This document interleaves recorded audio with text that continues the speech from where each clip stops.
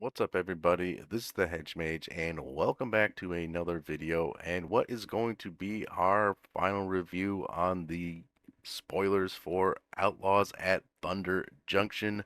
So this is basically a follow-up video to yesterday's, where we were taking a look at the rest of the cards that were spoiled now that the full set has been revealed. So we got some more new commons that we're going to be taking a look at today, be doing a similar thing to what we have been doing in our spoiler reviews, just taking a look at the card, what it does, and our initial reaction to it, and whether or not we think it's going to have much of an impact on the format in general. So if that sounds interesting to you, definitely stick around. As always, if you enjoy the content that I create, if you could leave a like on this video and subscribe to the channel, I would greatly appreciate it. And with that said, let's get into it. All right, and the first card that we're looking at today is Nezumi Linkbreaker for 1 black. We get a Rat Warlock. When Nezumi Linkbreaker dies, create a 1/1 red mercenary creature token with tap. Target creature you control gets +1/+0 until end of turn. Activate only as a sorcery. So you get an extra creature with this from a dime. Definitely seems like an aristocrats type of deck. Seems definitely more, I would say, designed for limited play. Don't see this coming into the format. It does give you an additional creature. Uh, so if you are that kind of gamer that wants to play, things like Village Rights, Corrupted Conviction, etc., this may be something you want to look at, but I think there are better death triggers already in the format. So and our next card is Overzealous Muscle for 4 generic and a black. You get an Ogre Mercenary. Whenever you commit a crime during your turn, Overzealous Muscle gains indestructible until end of turn. It is a 5/4. So it's a big beater that can easily have indestructible. As there's a lot of cards that, target permanents or graveyards or, basically you're going to be able to commit crimes pretty easily in the format with a lot of the stuff that it's played. I mean, Lightning Bolt is a great example of that. Um, though for 5 mana, there are just better 5 mana cards if you are playing a mid-range type of deck where you do tend to play cards with a higher mana cost. I don't think this is going to be one of them, especially when you already have like things like Troll of Khazad-dûm or Avenging Hunter. Probably not going to be playing this card, even though it could be a 5/4 indestructible. If it was a 5/4 menace indestructible, maybe, but generally this card won't be getting played at all. Our next card is a Phantom Interference for 1 blue. It's an instant. This card has Spree. So for an additional 3 generic mana, you can create a 2/2 white spirit creature token with flying, or for an additional 1 generic mana, counter target spell unless its controller pays 2.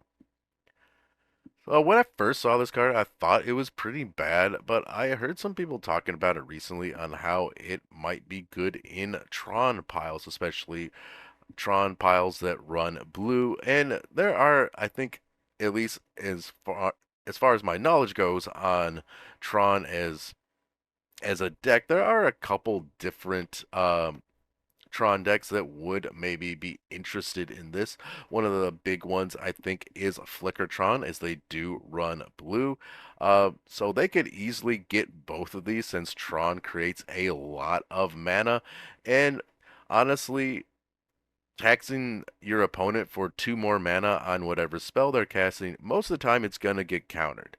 So this is like kind of a worse mana leak, but you could also get a creature out of it. Tron definitely has enough mana to pay both of these additional costs and basically counter a spell and then get another creature.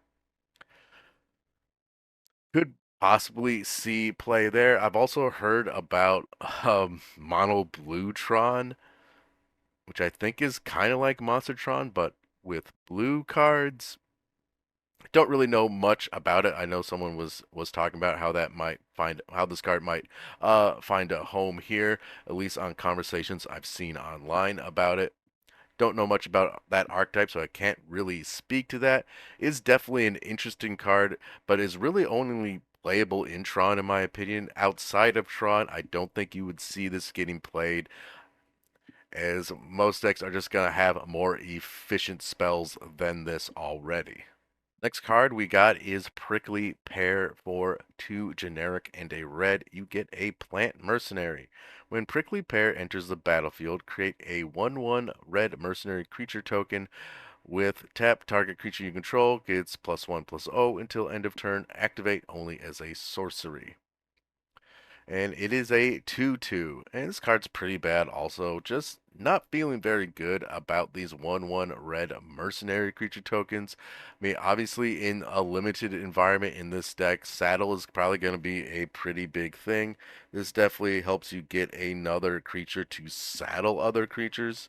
Um, but yeah, generally pretty bad, at least when it comes to just constructed. Next card we have is Quick Draw. So this is a 1 red. It's an instant. Target creature you control gets +1/+1 and gains first strike until end of turn. Creatures target opponent control lose first strike and double strike until end of turn. Okay, so this card is all right. Definitely for 1 mana, it's good. It's playable. Will it be played? Probably not. Not you don't really see a lot of things that have double strike or first strike in the format as it is, so it's not really going to affect. So that side of it's not going to really affect anything that's already being played. Um, is kind of slightly another option for hot dogs. I think hot dogs just has better options as it is. If this gave double strike, 1/1 and double strike for 1 and made everyone lose that, I mean, now we have a card, but this is not a card that's going to be making waves in the format at all. Next card we're looking at is Seize the Secrets for 2 generic and a blue. It is a sorcery. This spell costs 1 less to cast if you've committed a crime this turn. Draw 2 cards. And committing crimes is very easy, so generally this is a 2 mana draw 2 cards. Definitely seems pretty playable. It is a sorcery though, that is the big downside to me. If this was an instant, I'd have a much more favorable opinion about it. It is a sorcery, so that side is not so good. Though 2 mana to draw 2 cards, this is definitely decent, so it could find some play. Next card is Silver Deputy for 2 generic mana. Get an artifact creature that's a mercenary. When Silver Deputy enters the battlefield, you may search your library for a basic land card or a desert card. Reveal it, then shuffle and put it on top. Target creature you control gets +1/+0 until end of turn. Activate only as a sorcery. It is a 1/2. And so its second ability is not very interesting at all. The fact that you can tutor a land with it and that you can tutor a desert card, but you don't put it in your hand.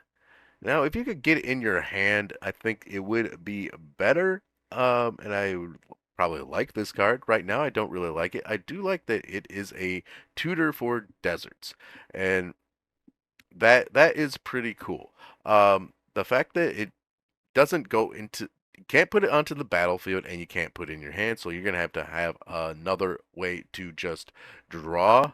Um, Draw that desert, and you're probably going to be waiting until your next turn to get that desert.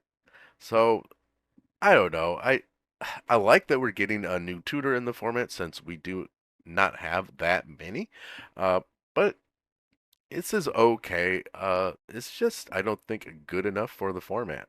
Next, we have another reprint, Skullduggery for 1 black, and it's an instant. Until end of turn, target creature you control gets +1/+1, and target creature an opponent controls gets -1/-1. So this card is, I mean, it's a decent card. It's already been in the format and it hasn't seen play, so I doubt it's going to see some after this set comes out. Okay, next we have Spine Woods Paladin for 4 generic and a green. You get a human knight that has trample. When Spine Woods Paladin enters the battlefield, you gain 3 life. Has a plot cost of 3 generic and a green, and it is a 5/4. I mean, it's pretty nice that you gain 3 life when it ETBs, although the fact that you have to spend 5 mana to gain 3 life, if you're going up against the red deck, you're probably already dead anyways, so that doesn't really matter. Is a 5/4 trample. I think there's definitely already better cards in the format that basically do the same thing compared to this card. So we're probably not seeing this played anywhere, but it is definitely an interesting card. Next card is Stagecoach Security for 4 generic and a white.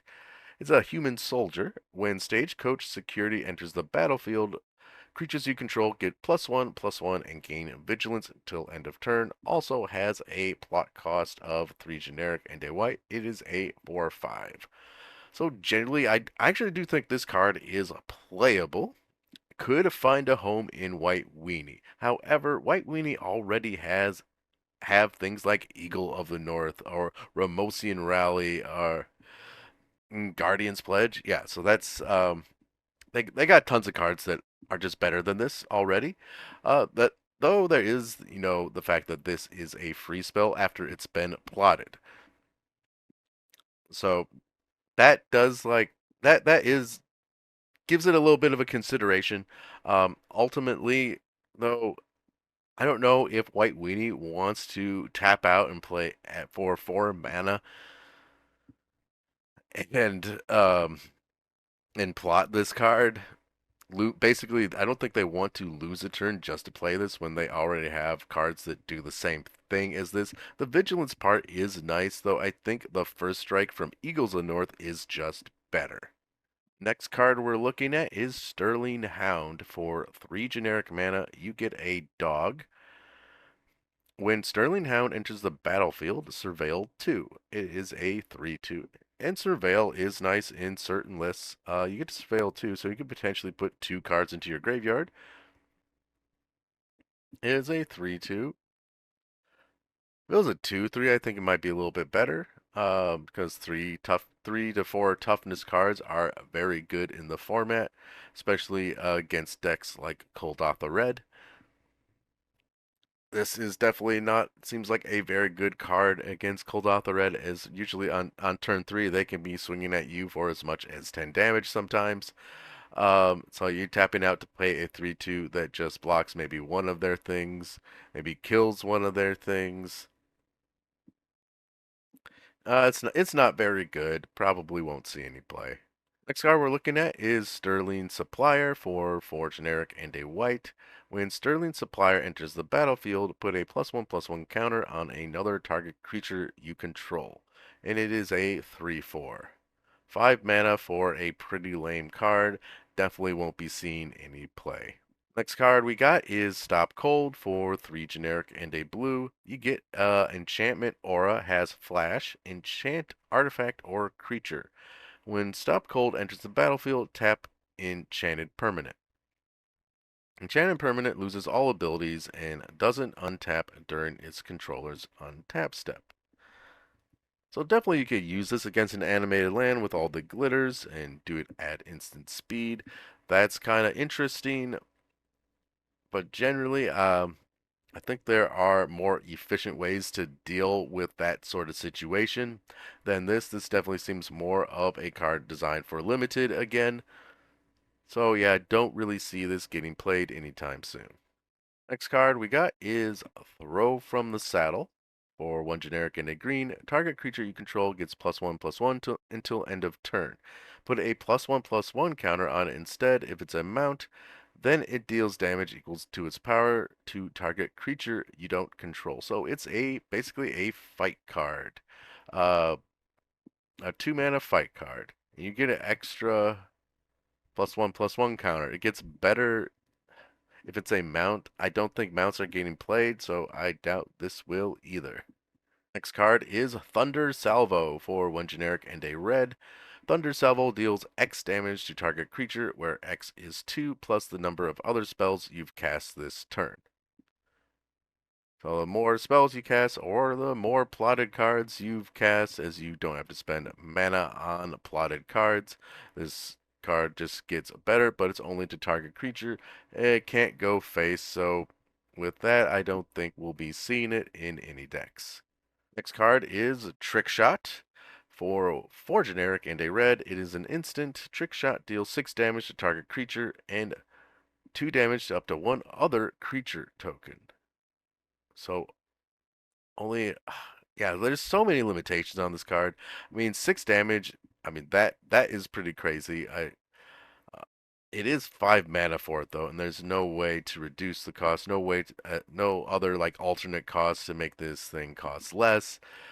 This isn't really, I think, a good enough payoff in the format to see any play. Though the 6 damage part of it is interesting, definitely kills a lot of big threats that are in the format. Could kill a Goliath Paladin, kill any number of Gurmag Anglers, Tolarian Terrors. Probably not Tolarian Terror because of the ward, because at that point this is a 7 mana card when you're thinking about ward triggers. Yeah, but kills a lot of big threats and could also kill a token.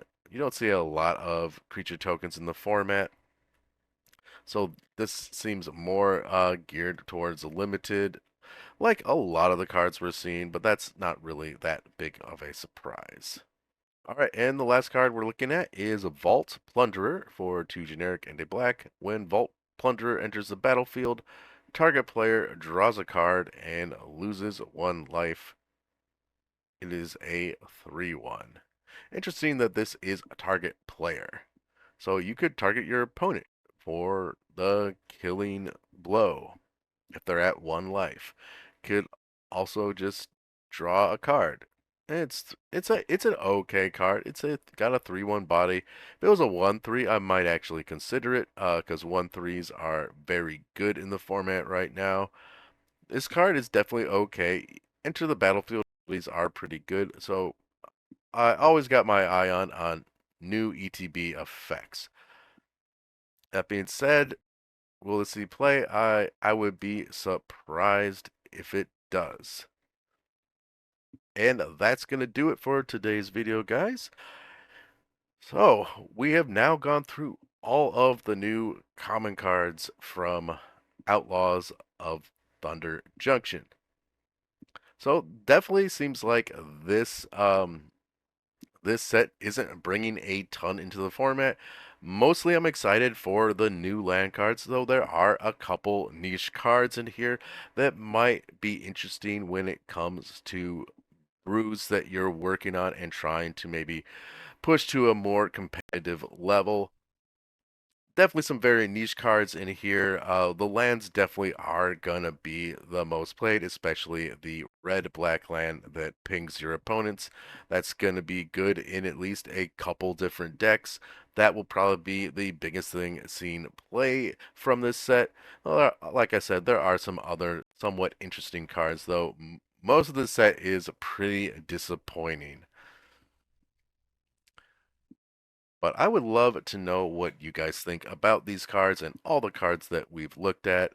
Do you agree, disagree with my assessment of them? Are there cards that you are excited about brewing with? Do you think the set is just complete nonsense? Let me know in the comment section below. As always, I hope you all are having a wonderful day, and I will see you all next time.